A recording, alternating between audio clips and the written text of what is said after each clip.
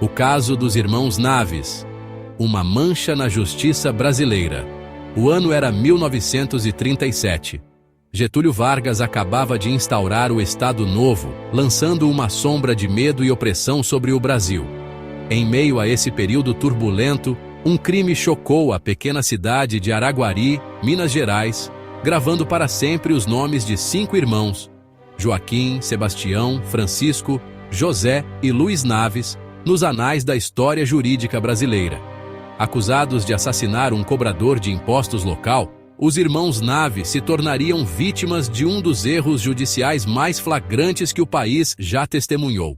O caso, para sempre conhecido como o caso dos irmãos Naves, permanece como um lembrete arrepiante da fragilidade da justiça e das consequências devastadoras do preconceito e do abuso de poder.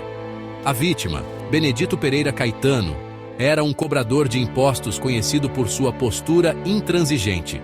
Seu desaparecimento, seguido pela descoberta de seu corpo, chocou a comunidade.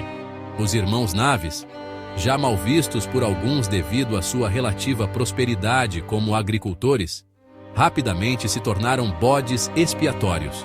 Boatos e especulações circulavam, alimentados por um clima de medo e suspeita predominante sob o regime de Vargas.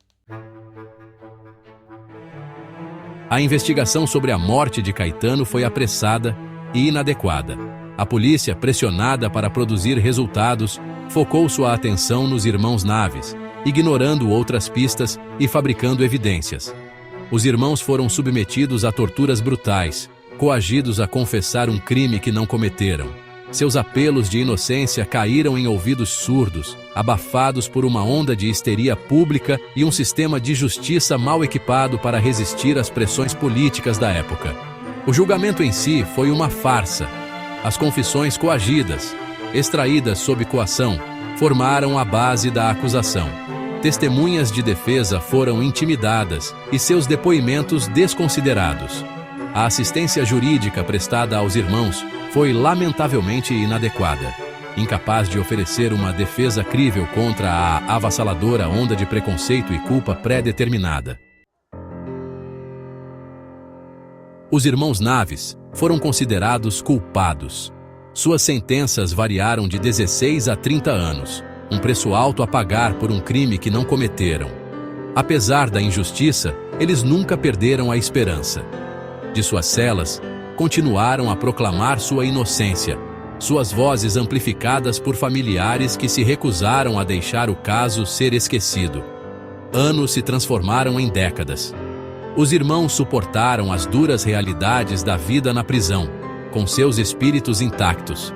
Finalmente, após mais de uma década de prisão injusta, um raio de esperança surgiu.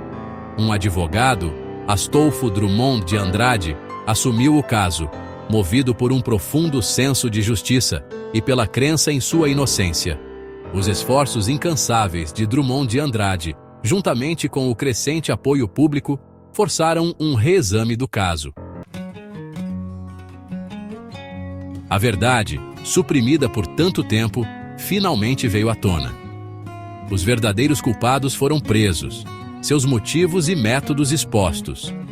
Os irmãos Naves, com seus nomes finalmente limpos, foram libertados da prisão em 1960, suas vidas para sempre alteradas pela injustiça que sofreram.